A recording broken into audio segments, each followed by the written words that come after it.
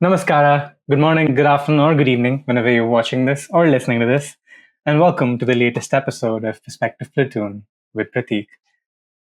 So, with this episode, I've taken some guest questions, or not guest questions, I should say, audience questions of those who follow me on Instagram, both on my personal account and the podcast page. So, I'm going to be answering some of those questions here today. Most of this, if not all of it, is going to be more feelings and less facts. So I will encourage you to do your research wherever I mention any numbers or any data, anything of that sort. And if I can, I will try and pull something up as I'm recording and talking to you. But we'll see how this goes. For starters, make sure to like and subscribe. Hit the bell icon to make sure that you're notified of every episode that goes live at the time that it goes live. Also, I've started a new TikTok page for all the short form content that I make. I'll pop a picture up here and put the tag here as well. So if you are a TikTok user, I know this is probably not going to apply for a lot of people where the app is banned, but in places where you can use it, I'd definitely encourage you to go and follow the page there as well if you like watching a lot of the short form content that you seek through TikTok. I'm going to be posting there a little more regularly as well. So please go check that out. I'd really appreciate it if you did. Okay, so moving on to the first question. And like I said, this is going to be a very feelings over facts type of episode. So I might come across as being quite rambly and try to look at many different angles of it. And I'll try and look at many different angles that pertain to the specific questions. So join me along. Geez, I can't speak. Join me along this ride, if that even makes sense. Anyway, moving on to the first question, and it comes from Belen, who's been on the podcast before. Thanks so much to everybody, by the way, who sent these in to me. I really appreciate you. Starting off with Belen's first question: mental health in your own experience. This is quite a loaded question in a lot of ways, because I think, especially after COVID, I've really had to sort of pay attention to how my mental health has been fluctuating. And a reason for that focus sort of coming into my life in a lot of ways is thanks to the habit of meditation in a lot of ways that definitely made me more aware of the thoughts that fly past my mind. Because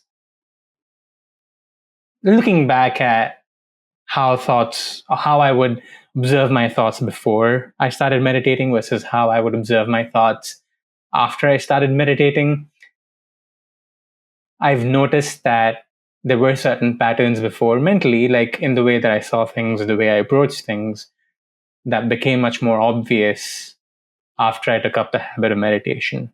So definitely, I think that self-awareness, unfortunately, in a lot of ways, has also had a negative impact because I've dwelled into a lot of thoughts more than they've needed to be dwelled into. I gave them more attention than they deserved, in a sense. How do I put this? I think everybody's experience with mental health is quite personal, and there's no two ways about that. But I think the more time has progressed, I've realized that a lot of it is dependent also on your internal opinion of yourself, what you think about yourself, what you make of yourself. And secondly, the sort of subconscious hits that you've taken over time. Some of this knowingly, some of this unknowingly. I know the word trauma is sort of bandied around a lot in today's jargon on social media. So I don't want to use the word trauma because I don't think my experiences have been traumatic when you compare it to someone else's experiences. And sure, I've heard some people say that, but your body doesn't know any different. For your body, it's probably a trauma in some sense. But anyway, from a sense of comparing it externally, if you will,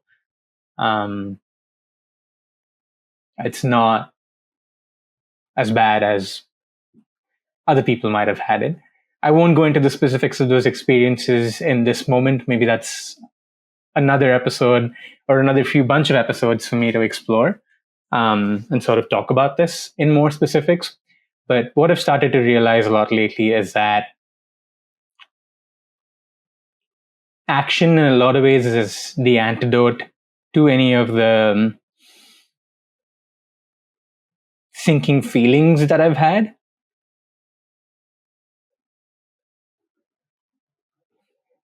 Without going too deep into this, I think the one problem that I have is that I feel that I'm not good enough. And there's this internal voice or a child or whatever you want to call it, whatever word you want to use for it, that tries to seek validation in a lot of ways, especially from the people that I love.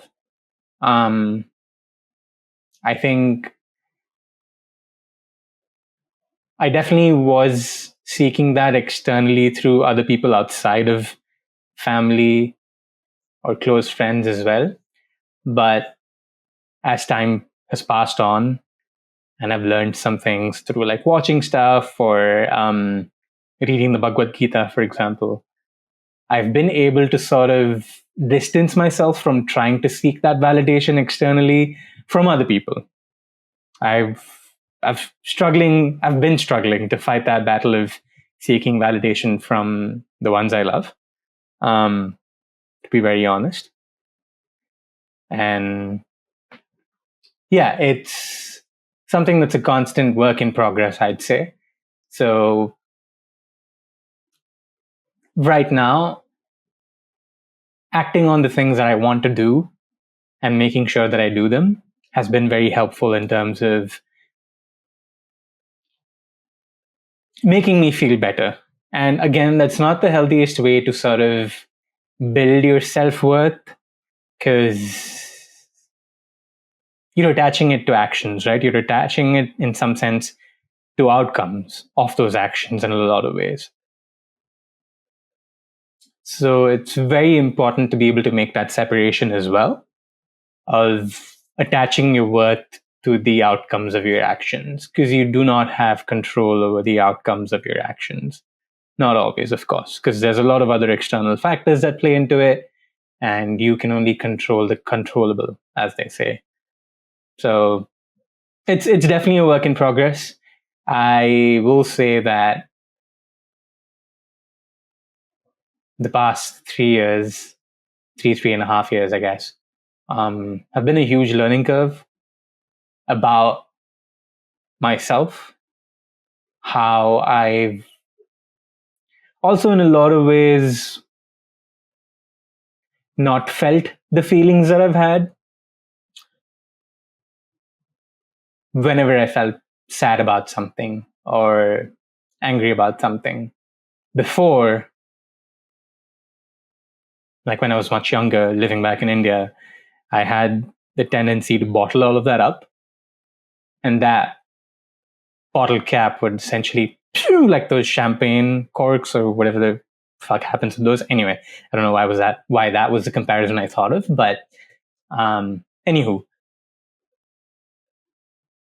there's so much pressure that builds up inside that bottle to where it eventually just breaks. You reach that breaking point. So that was how I would deal with it previously. Now I think it's sort of turned into this ugly form of avoiding those feelings. And I've heard some people on the internet say that overthinking is underfeeling, and it's quite a catchy way to like sort of express all of that.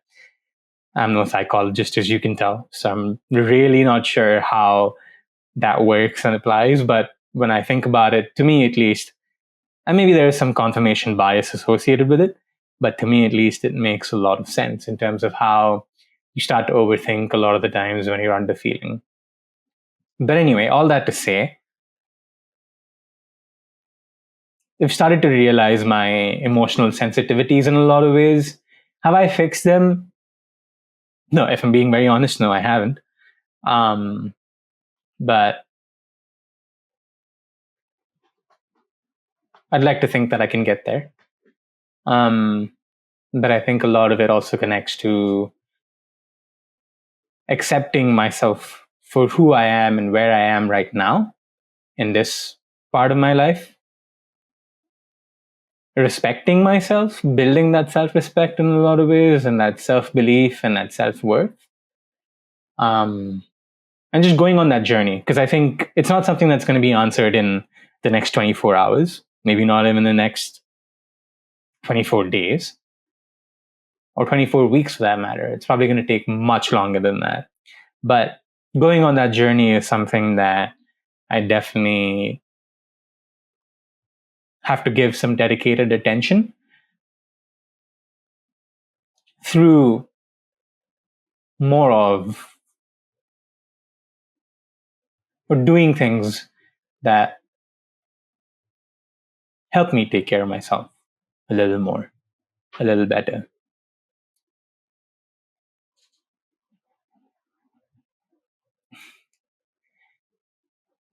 I feel like some of it can be a bit of a cop out to where you're like, oh, there's a lot of things happening in my life. And I mean, I feel this way in some sense that there's a lot happening. There's a lot I have to do. There's a lot I have to do and yada, yada, yada.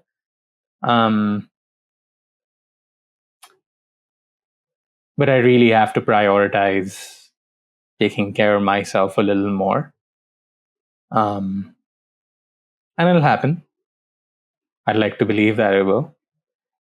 And I'd like to have faith that I can do it and that things will work out for the best. Because if there's anything that I've learned over the past few months also is that I live in a lot of fear, and that affects my mental health in more ways than I could probably verbalize here today.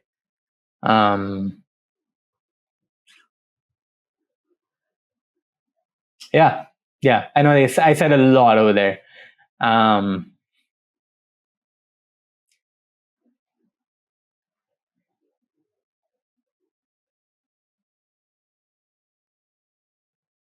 but the way that I've been to sort of summarize that and bring my answer to this question to a close, doing things that I want to do and sort of, in some sense, showing my subconscious that I can do things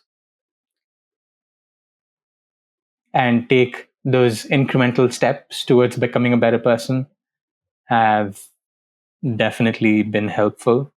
And that adds to today and adds to yesterday at the time that I'm recording this. I told myself I'd do something and I did it and I felt much better about it. Versus there's been days when I told myself I'd do some things, but I didn't do it. I didn't do any of it in most of those cases. And more likely than not, the day would end with me feeling quite bad about myself. So yeah, I think action is the antidote, like I said earlier. But I'm sure there's better answers that will open up that will sort of manifest themselves as I go on this journey of life. So, moving on to the second question that Belen asked. What are the 3 top values you live out and try to stay firm in?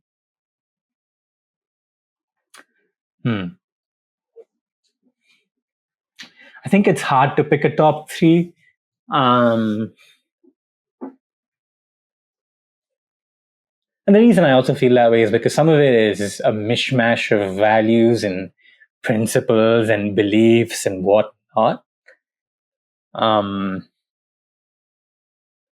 one thing I'd say I have definitely been trying to work on actively is being grateful.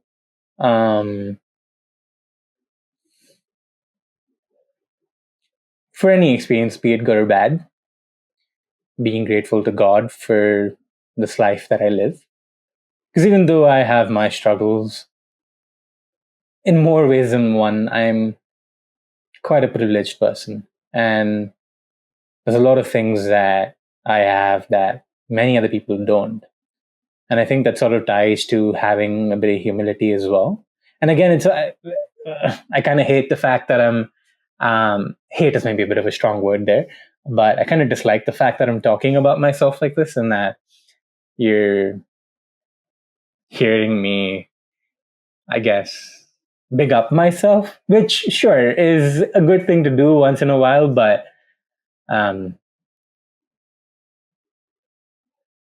I don't like doing that as much. Um, anyway, but I think a sense of gratefulness and humility tie together that is required. And I'm not perfect at this, I will be brutally honest. I think there have been phases in my life where I've not been as grateful.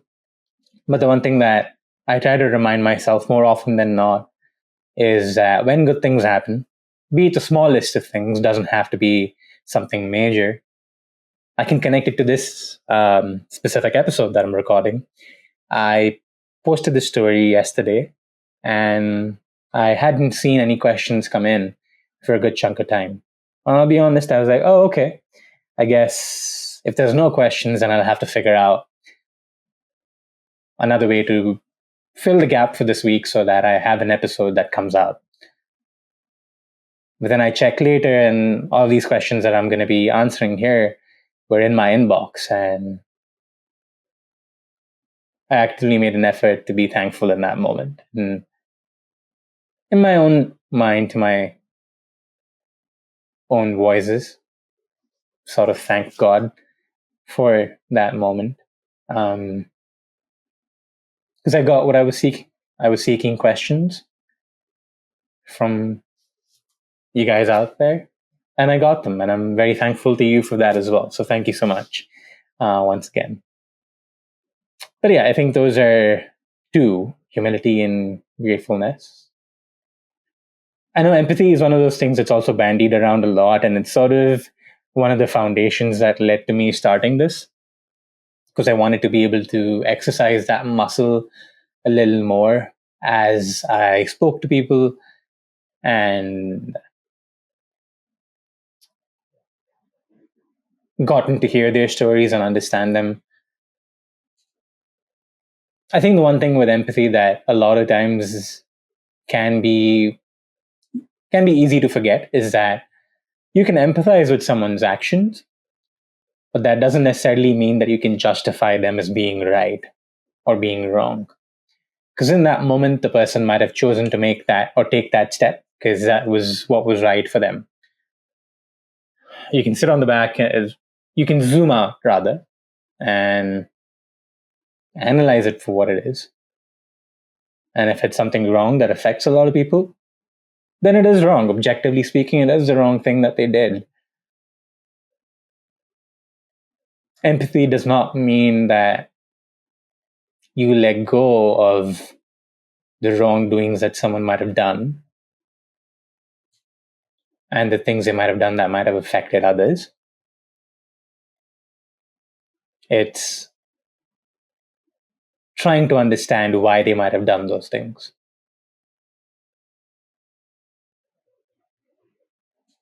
And giving them that space to be more human.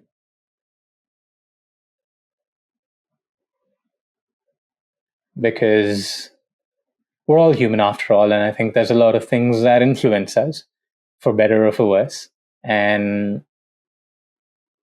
we make decisions that we think are the right decisions to make in those moments. But as things pan out, you realize that maybe they weren't the best decisions to make in that moment, but you have to live with the consequences of them. And yeah, all that to say, I think empathy is something that's quite important. And again, like I mentioned the earlier mishmash of values and principles and um, beliefs, the one thing that I try to remind myself more often is also to control the controllable. And sometimes I do a lot of mental gymnastics about, oh, okay, but if I did this, I could control that. Or if I would have said it this way, then that outcome would not have happened. Or it wouldn't have gone down the way it did. Or, oh shit, like maybe I should have just not said it the way I said it. I should have said it this way. And maybe the person wouldn't have reacted that way. And things would have been okay. But shit, I fucked up and I suck. I'm a bad person. Da da da da da da da.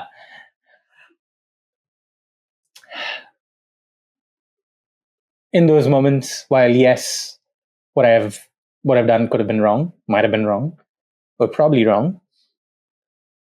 It's happened, and there's nothing I can really do to change it. I can be proactive and try to not repeat those things again, one. And I can also try and remind myself more often than not that I can't control how someone reacts to something. I do control how I react in response to what someone might do, but I don't control what they do. And that's been something that's really been helpful for me lately with being a grad student and having to work on my research project that involves recruiting students and recruiting professionals in the field of forensic science and yada, yada, yada. I'll maybe talk about it in detail at another time. But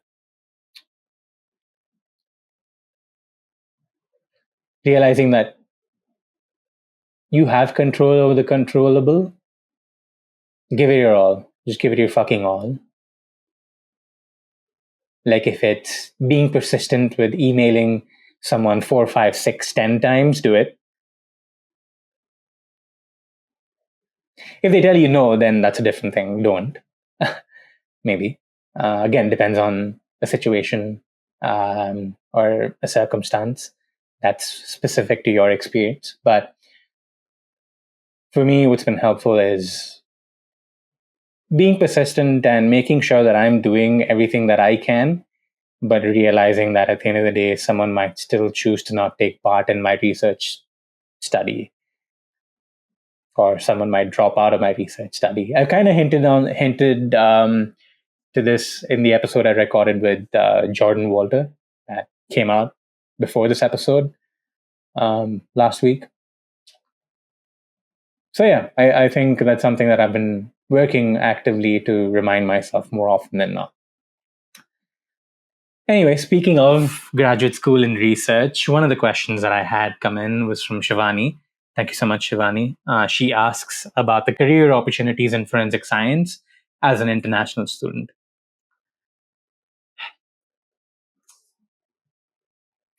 I think, firstly, again, I'm not quite knowledgeable about how law enforcement works around the world, but to a more specific experience in the United States, what I can say is that it's not that easy to get a job in the FBI if you're an international student, to put it simply, because you need to be a permanent resident or you need to be a green card holder. Only then can you work for the government in a lot of ways.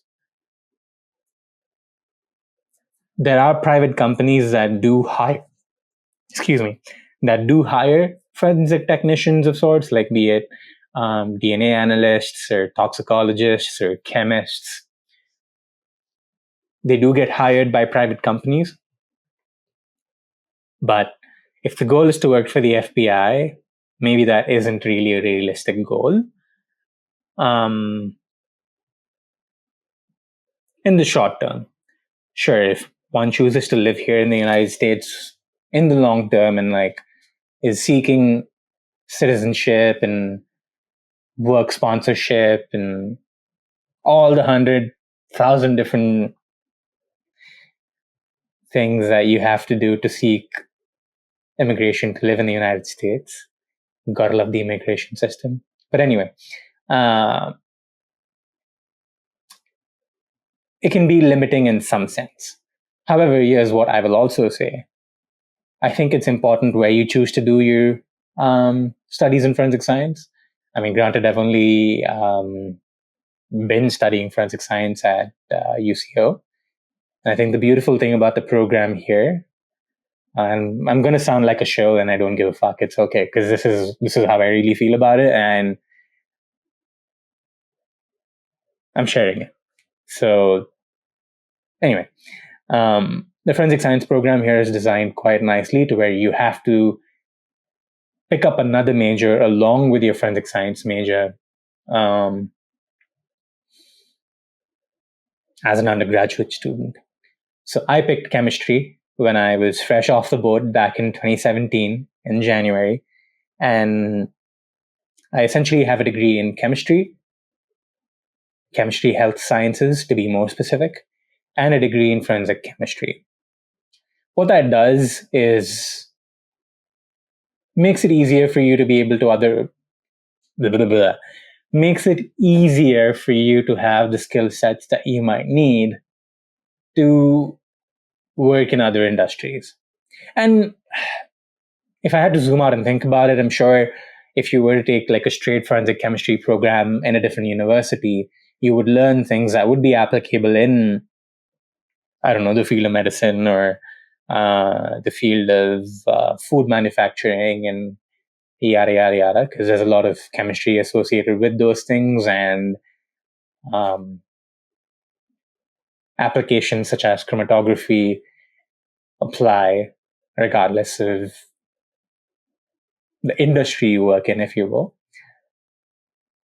So zooming out, I'd say that, but generally speaking, I think the program here is designed quite nicely to where you're able to develop those skill sets that make you well-rounded. So you can work in other fields if you have to. Because as an international student, the other limiting factor is often the work sponsorship stuff, who's going to hire you, and all that jazz. So, funnily enough, the first job I worked after graduating with my bachelor's degree was a lab technician job for a clinic. Had nothing to do with forensic science, but because of the chemistry background that I had, I was able to get that job. Similarly, I think if you did psychology or digital forensics, I think you would have the skill sets to be able to work in any industry that employs people to work in chemistry or in computers and yada, yada, yada. I do think that with the world that we're heading towards, with cybersecurity being a huge issue in more ways than one, that definitely is going to be a great area to explore as someone who might be interested in forensics. But here's what I'll also say. I think there's prospects everywhere. It doesn't really matter where those prospects exist. It's more so about how much work you're willing to put in. Is there a saying about making hay? I don't know, maybe hay is on my mind because in the last episode we spoke about making hay. But anyway, I think any field can be a good field as long as you're willing to put the work and climb up. Sure, monetarily speaking, there might be some factors that need to be considered, but generally speaking, if you do a good enough job, you'll be able to succeed in the field that you pick. At least that's the opinion I am of, but that's the opinion I hold. I don't know if my previous sentence made any sense, but we'll leave it at that. Cool. Moving on to the next question. So this person would like to stay anonymous. And the question that they asked was, what goes on behind the scenes during and after your recording sessions? Good question. I don't think I've talked about it as much ever, other than sharing some Instagram stories here and there. But generally, the process just starts with me DMing people, asking them if they'd be interested in having a conversation with me. And from there, I essentially schedule 2 hours or more, depending on what's possible, or less, also, depending on what's possible. And we go from there. Now that I have this handy dandy camera with me, I'm able to record in person. So I take the stuff I need with me, sometimes maybe a light or two, depending on where I'm recording. Block out a room in the library. And yeah, just sit there and talk to someone. And then once the episode's recorded, Adobe Premiere Pro it is. I use that with a bit of Canva, with a lot of Canva actually. A lot of the graphics that you've been seeing on episodes lately, where I show pictures of things or have those notes that look like sticky notes on episodes and so on, those have all been made using Canva. So I'd say after I've done recording an episode, to edit and put out, depending on the length of the conversation, can take anywhere from 3 hours to 6 hours. Because sometimes the information finding process or the research process, I don't know why I called it information finding, but the research process to sort of have all the information and make sure it looks right, because I can be a little obsessive about the dimensions of where things sit and how they look and the size of the fonts and the proportion of the title to the body of the sticky note that I post and all of that kind of stuff. All of that can take some time. And then after the episode is edited and ready to go, I usually listen to what the guest might say that can be used as like a title or as part of the words for the thumbnail, and go from there. With the way YouTube works, you need to have a catchy thumbnail and a title that's, what's the word? That's attention grabbing, if you will. So I try to do my best to make. I don't think I'm nowhere near the best that I could do, but excuse me, I definitely feel like my title and thumbnail game has definitely gotten much better over time, for sure. But yeah, it's definitely a work in progress. So yeah, that's pretty much the BTS of how this works. In terms of picking guests, I don't really have specifics of whom I want to talk to, because the idea of this podcast is just talking to literally anybody and everybody. So it literally is my curiosity that drives my interest in reaching out to someone. Sometimes there have been some people, it was actually Shivani, not Shivani, Shivangi, excuse me. Shivangi Suvarna, whom I recorded with a few months back, who is a fashion designer in Dubai. I had been thinking about recording with her for like a year or a year and a half, and then I finally reached out and it happened. So some of the times it's just interest and wanting to explore things. I've reached out to a lot of my friends from school to sort of relive some of those days through the stories that we talk about and share. So yeah, there's no specific targets that I'm trying to hit when it comes to speaking to someone. I literally am willing to talk to anybody.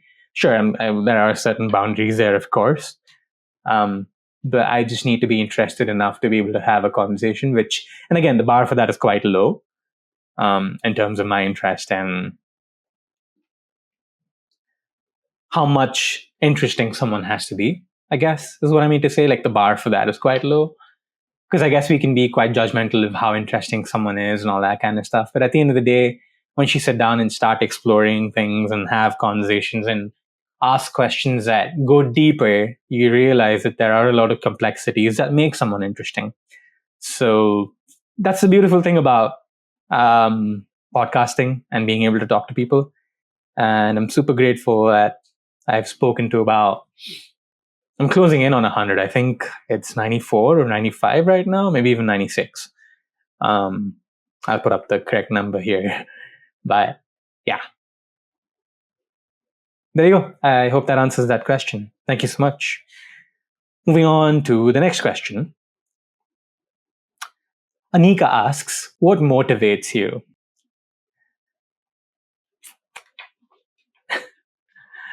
When I saw this question, I thought to myself, what is it that really motivates me? And then there was this other thought that I had that was like, discipline is greater than motivation. All the self improvement bros out there attest to that, because motivation is fleeting in many ways. I guess what motivation could mean in this question is what drives me. Because in some sense, those are the same things. In some sense, those are the same, and in some other sense, they can be different. I guess it just depends on how one likes to explore that question.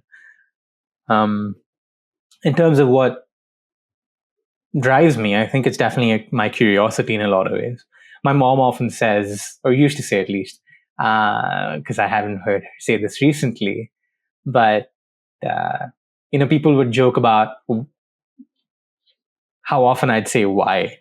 One of my relatives, when I was a child, would tell my mom that he asks too many questions about why this, why that.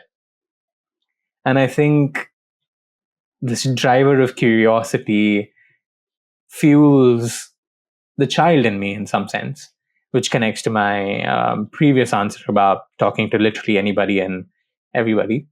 So I think that definitely drives me, my curiosity and interest in wanting to just talk to people and get to know them more.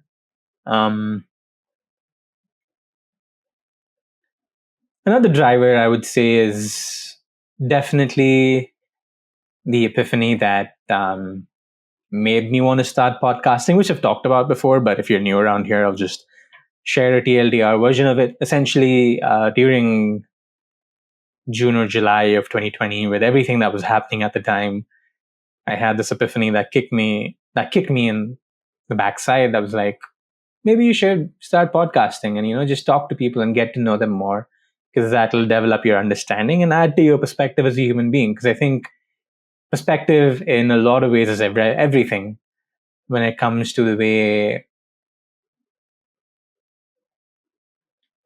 you might perceive what's happening around you, and you might perceive the world, and you might perceive someone. Again, there's a difference between perception and perspective. And I think there's a huge difference between the two, but they can often be muddied between the two. Just out of curiosity, because I've used that word a lot, I am going to try and pull up the definition for both of those words right now as we speak.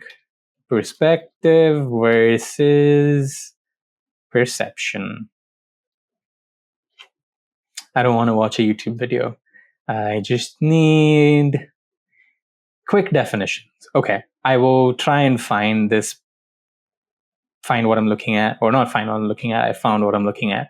I'll try and share this link in the podcast episode. But anyway, perception is what you interpret, the ability to see, hear, or become aware of something through the senses, the state of being or process of becoming aware of something through the senses.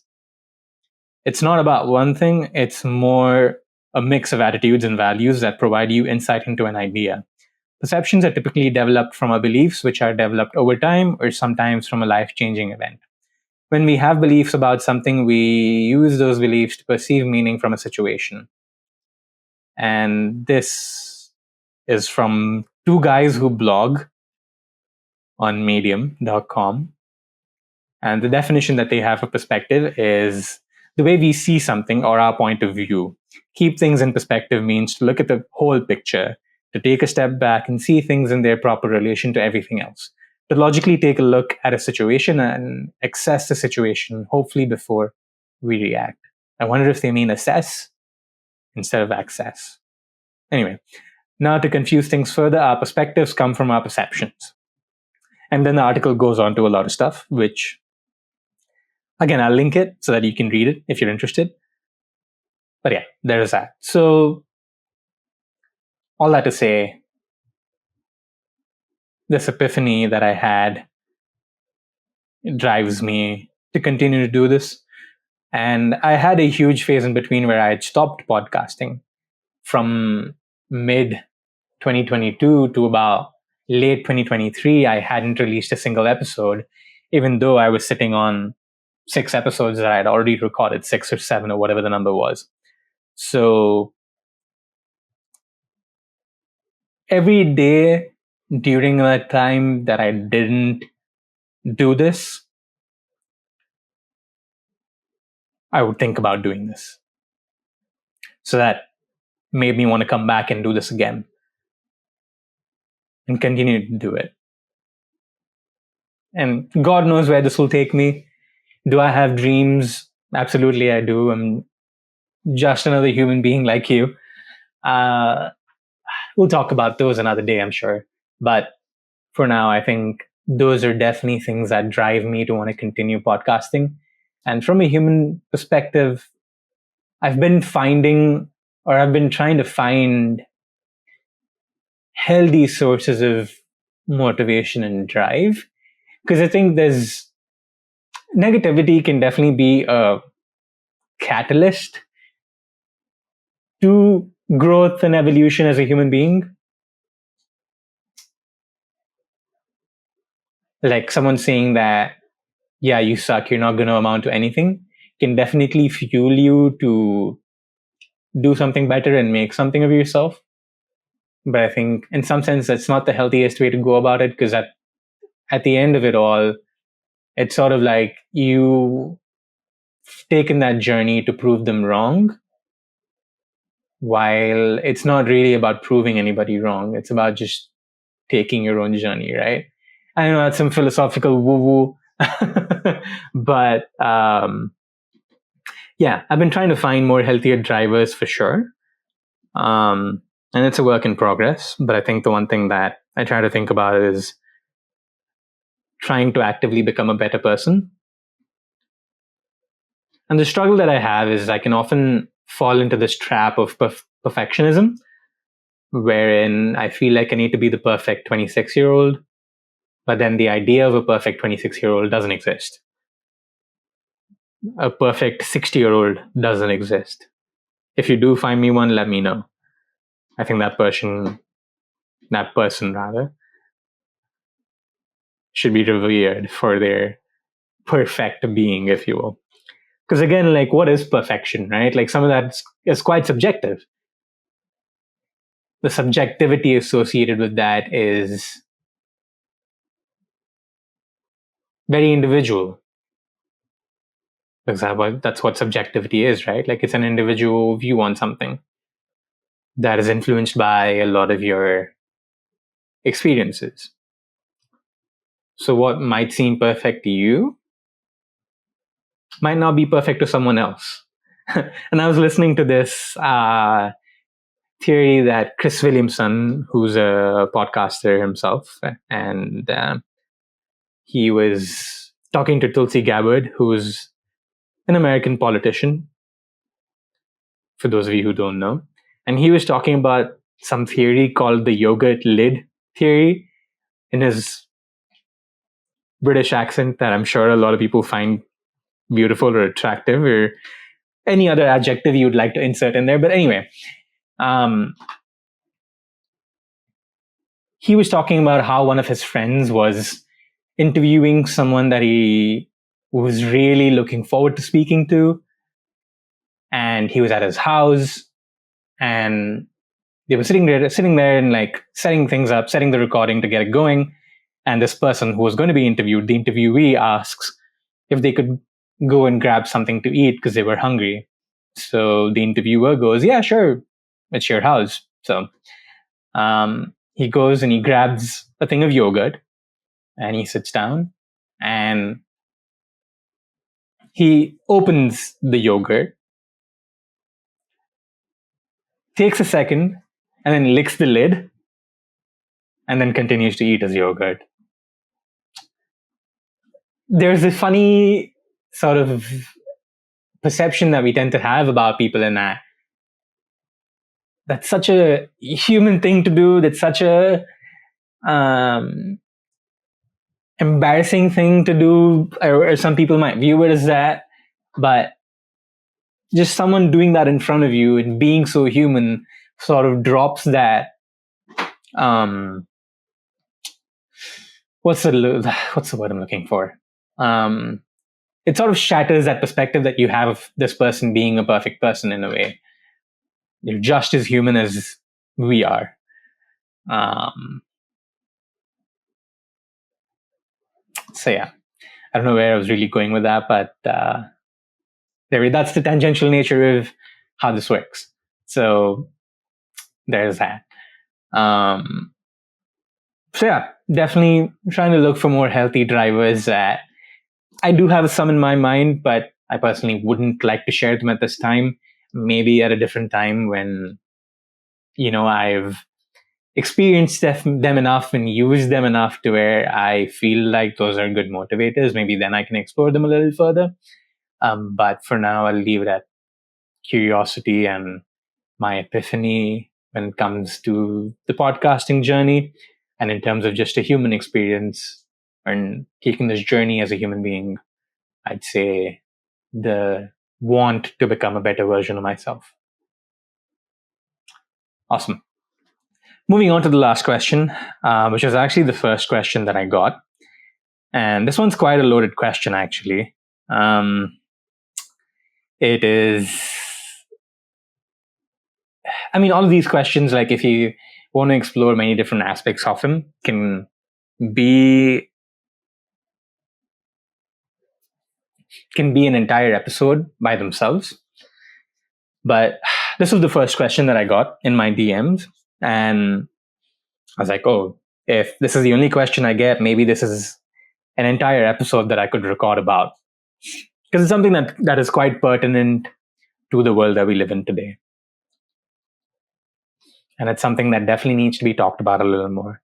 So I'll stop building the suspense to the question. But Anonymous asks, I'd like your opinion on an opinion of mine in your podcast or on your podcast. Excuse me. I feel men suffer from loneliness more than women.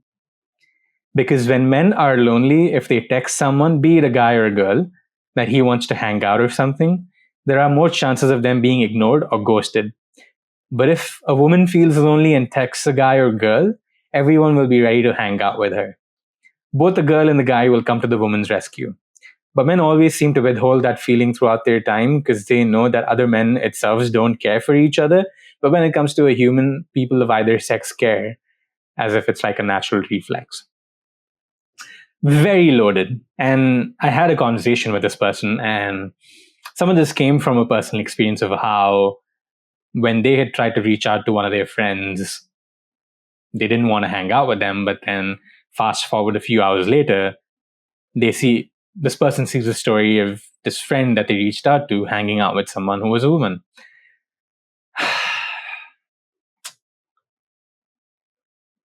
There is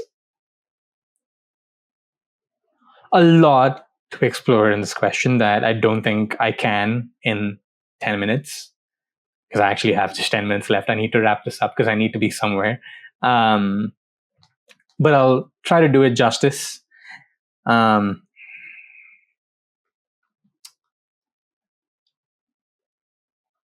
think in the world that we live in, the one thing that we struggle with is to understand that two things can be true at the same time.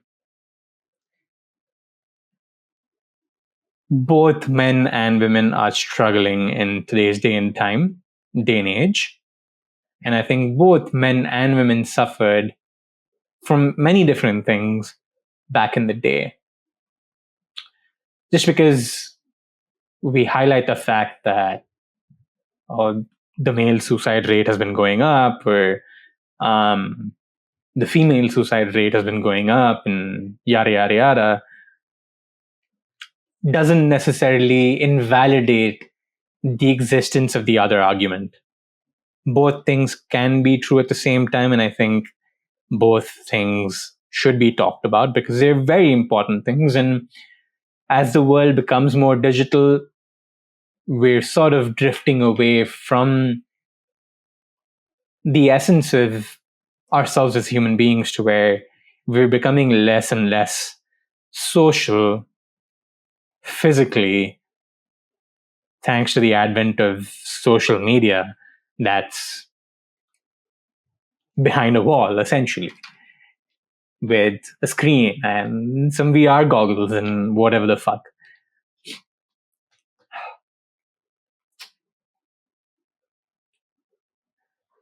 I think at the end of the day, loneliness is something that everybody suffers from for many different reasons.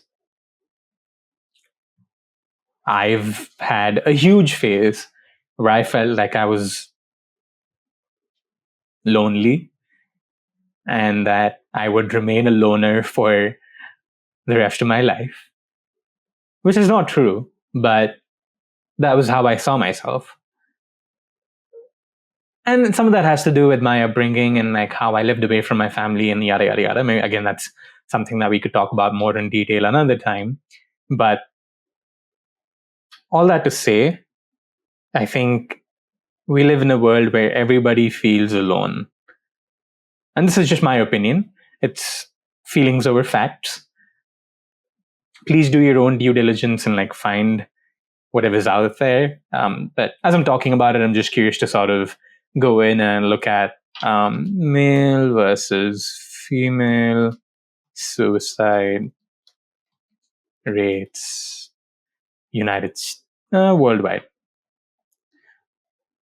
I don't know if this is a great source. Let's see. Because the first article that popped up, of course, was from Wikipedia. And as you all know, Wikipedia is edited by anybody and everybody. While it can be a good place to look for other sources, it's probably not a good place to use as your main source, if you will.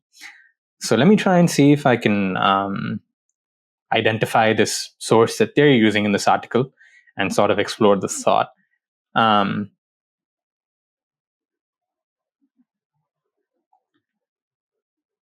Okay, so the American Foundation for Suicide Prevention has some data. And it says that suicide is the 11th leading cause of death in the US. In 2022, in the United States, and I'll put some of this data up, 49,476 people died from suicide. And there were an estimated 1.6 million. 1.6 million. And sure, in the 330 million people that live in this country, that's maybe a drop in the ocean, but that is still a huge number. Anyway, there were an estimated 1.6 million suicide attempts. Additional facts about suicide in the United States. The age adjusted suicide rate in 2022 was 14.21 per 1,000 individuals, or 100,000 individuals, which again is crazy that a young teenager loses a meaning for life and considers to end it. In 2022, men died by suicide 3.85 times more than women. White males accounted for 68.46% of suicide deaths in 2022. And firearms accounted for 54.64% of all suicide deaths. 94% of adult surveys in the United States think that suicide can be prevented. Okay. There's more on this article. Like I said, I will link it. They have graphs that talk about how ethnicity and race and sex and age ranges play into all of this. But to bring it back to the original question, I think there is a loneliness problem, full stop. If you're talking about specific experiences that people have, I definitely think that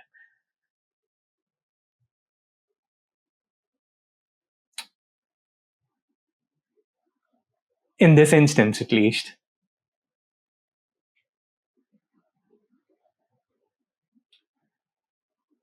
someone's motivations to choose to hang out with a woman versus hang out with a man play a huge role,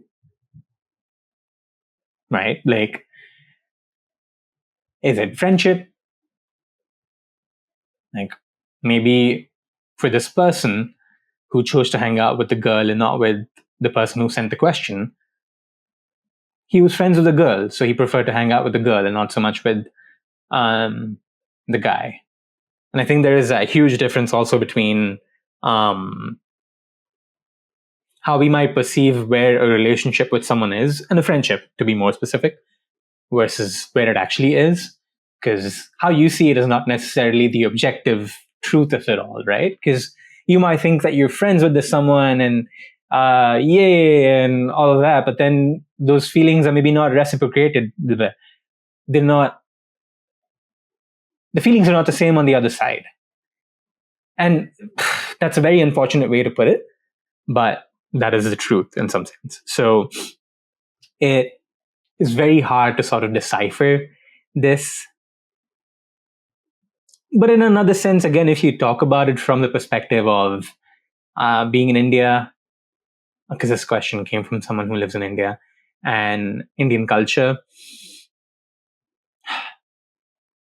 And again, as I'm thinking about this, there's other voices in my head. They're like, but no, there's this that happens that is not against, but that's an opposing opinion of the opinion that I have, and yada, yada, yada. So it's a very complex thought to explore for obvious reasons.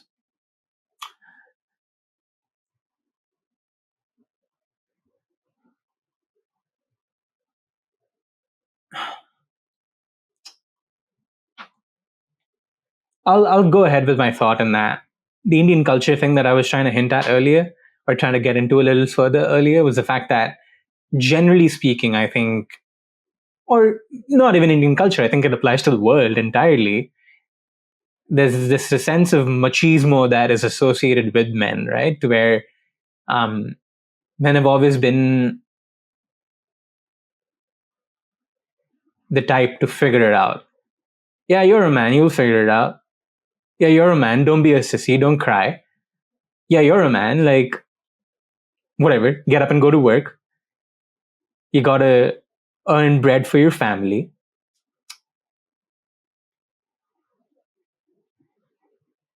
And again, I know there's many counter arguments for what I'm about to say next, but generally, I think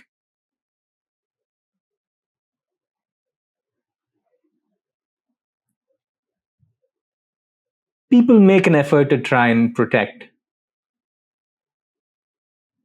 the opposite sex. But I think increasingly in the world that we live in, we struggle to be able to connect with people for more reasons than one.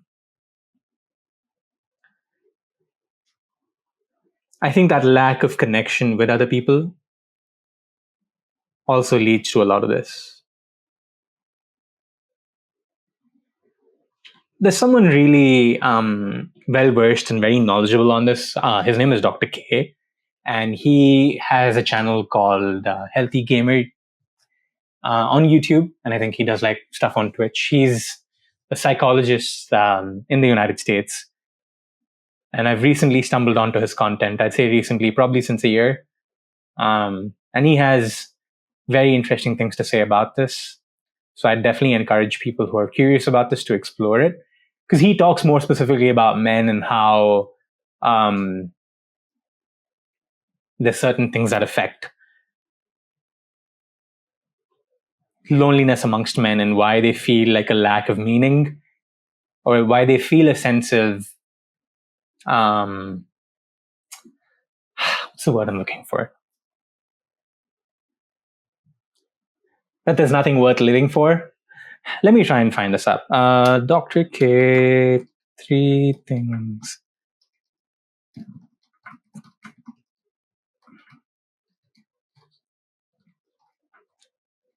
There was this term used called thwarted belongingness. I'm trying to see if I can pull that up.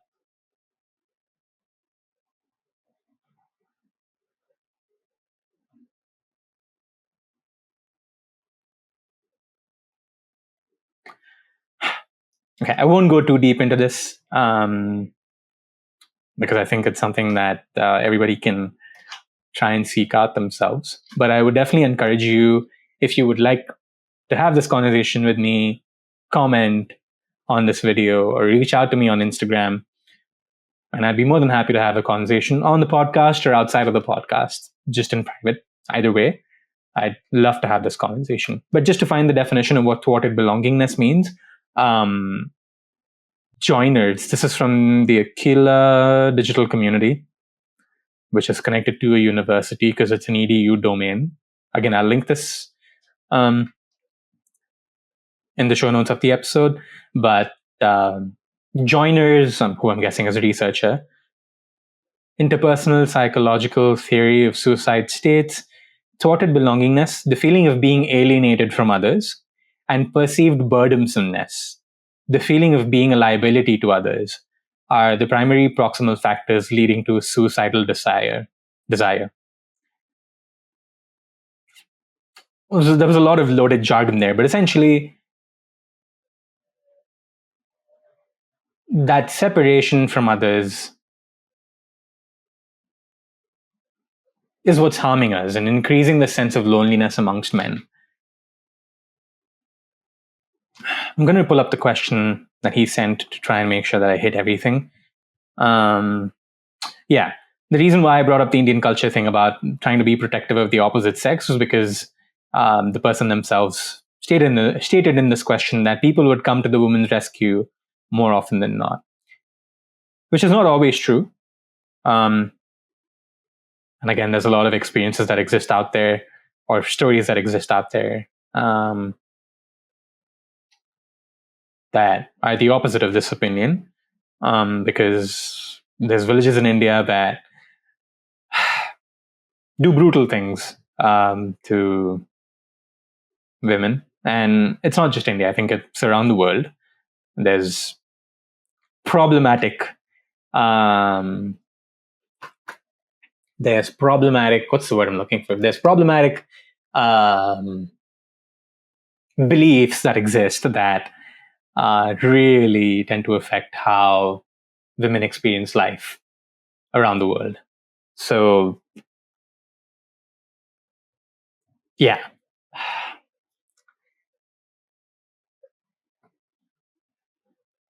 I think, can men care more for other men? Sure, definitely. Can women care more for other women? Absolutely. Can we care more for each other? Yes, absolutely. I think at the end of the day, and this is going back to something I mentioned earlier, you can control the controllable, right? Like, you're not going to be able to change the world in some sense. You have control over changing yourself, because changing the world in some sense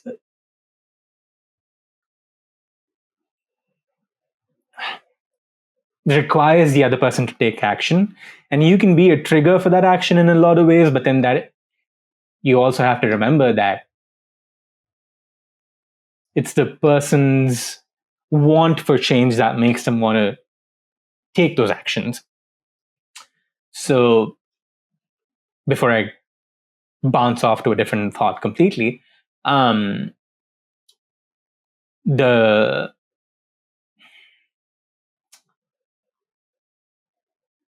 buck stops with us, right? I can do a better job of connecting with people, to hear people out, and I'll do the best I can. I will talk to the people that I talk to and maybe implore them to do the same. And at the end of the day, I think taking personal accountability to make things better in your surroundings is a place to start. Am I the best at this? No, I'm not trying to sound like a preacher who knows everything. I don't. I fucking don't know shit, if I'm being very honest. But and that's the other thing. Like, the more you learn and know, the more you realize how much you don't know. So yeah, to sort of bring this argument to a close, I think what I'll say is, if you want to do something about this to fix the loneliness issue, one thing, of course, is be an initiator and reach out to people that you want to talk to. Try talking to them. Make yourself more socially active. And I mentioned Dr. K previously, but another person I'll recommend, that men, if you want to listen to someone, listen to Connor Beaton. He has a YouTube channel called Man Talks. Again, it's a very Western perspective. but it's definitely perspective that is less toxic compared to the red pill bullshit that exists on the internet. But your fucking Andrew Tates and your Fresh and Fits and all those bastards, they've been able to appeal to a lot of the sort of insecurities that exist in young men, to where people look up to these bastards and like worship them and whatnot. But these are not the people that I think you should be looking up to at all. I think if there's something you can learn from them, because I usually try to have the approach of trying to learn something from everybody, regardless of who they are. The one thing you can learn from them is what not to do. And don't do anything that those three people say, or the many people who exist in the red pill space. But anyway, if you don't know what the red pill is, I'll have a definition up here. But it has something to do with the movie The Matrix, which I've never watched. But then this idea of men's I don't know. I'll just pull up the definition and put it up here as I'm speaking. But anyway, I definitely recommend for men, and again for women. If anybody watching this is a woman, please feel free to share those in the comments. That feel free to share resources that you think women should seek out in the comments. But anyway, all that to say, follow Dr. K, follow Connor Beaton and Man Talks. And again, I'll link these in the description or the show notes, depending on where you're watching this or listening to this. And sort of look for things that help you deal with these issues. Because I think the other thing that we sometimes might not look at, because we're seeking it from the external world, is how much pain we're in individually and what we can do to help feel that pain and get out of that pain. Because I think pain is a huge motivator for a lot of the feelings that we have on a daily basis. And the lack of processing that pain and the lack of feeling your emotions and feeling those feelings that you have can lead to a lot of these feelings of isolation and whatnot. And again, I am not a psychologist. Please do not just listen to me. Please do not just listen to me, is what I meant. I wasn't trying to say listen to me. Listen to other people. Please do your due diligence and please find good sources that are reliable, like the two that I mentioned, and try to learn more about this to where you're able to help yourself. Again, this is a very loaded question that I think can be explored for hours and hours, but I'll leave it at that. And for those of you who do feel alone, I've been someone that's felt alone, and there's moments where I feel alone to this day. And some of it because of my own fuckery, if I'm being very honest. Some of it is because of my own fuckery and my own inability to do things to help myself. But please know this, that you are not alone. I don't know why I have a runny nose all of a sudden, but please know, for the love of God, please know, man or woman, or man or woman or child, please know that you're not alone. While people may not have the same experiences as you, they can definitely relate to the experiences that you have. And can connect with you on that level to the feelings that you have. So I'm not necessarily encouraging trauma bonding necessarily, but what I'm trying to say is realize that you're not alone and that you can seek connection with people outside of the circles that you're in to feel a sense of connection. And that's something that we control. So do the best you can. And please know that you're not alone. If you would ever like to talk to someone, you're more than welcome to DM me. I might not get back to you right away. If you need something in that immediate moment, or if it's an emergency, please reach out to like resources that are helpful, and I'll link some of those below. Regardless of where you are watching this, There's definitely countries that have their own individual resources. So definitely reach out to those if you need immediate help. But if you need someone to talk to, if you'd like to talk to someone, and it doesn't have to be through podcast form, it's just outside of this too. Like, I would love to have conversations with you who's watching or listening to this on a personal level that's not recorded. So reach out to me. You're more than welcome to reach out to me. My socials are usually in the description of the show notes. Reach out to me. You're more than welcome to reach out to me. I will get back to you when I can and talk to you. And again, I'm no therapist. I'll definitely probably point you to seek those things through one way or another. But if you just want someone who can, if you just want someone to listen to you, reach out to people. Even if it's not me, reach out to people that you think could be helpful. Because sometimes when you have a brave face on, it's very easy to assume that everything is okay on the outside, but then you know that your world is crumbling. Unless there's like physical signs that's visible to see for everybody in the external world, more likely than not, you don't know how much someone's world is crumbling. So reach out to people, seek the help that you need, and please know that you are not alone and that you can get through this moment, and this too shall pass. And I have to remind myself of this more often than not, especially over the past few years and for the past few months. Again, I'll talk about this maybe another time. I won't go into too much detail because I need to wrap this up. Otherwise, I'll be late to something. But please know that you're not alone. You are loved, you are cared for, and you are not alone. God bless you. Even if you don't believe in God, let the universe bless you, or let any energies that exist in the world, however you see a higher power beyond the human existence, I hope that they bless you with the best and all the learnings that you need to be able to get through this moment. But yeah, you're not alone. If you need someone to talk to, you can always reach out to me or reach out to the resources that can definitely help you, because that's something you can control. But anyway, I'll bring this to a close. Maybe we'll explore this in more detail with someone who has better information down the road. But thank you so much for listening to this. Thank you so much for being a part of this journey that I've been on with podcasting. I appreciate each and every one of you that's asked this question. I appreciate each and every one of you that saw the story on Instagram and still didn't ask a question.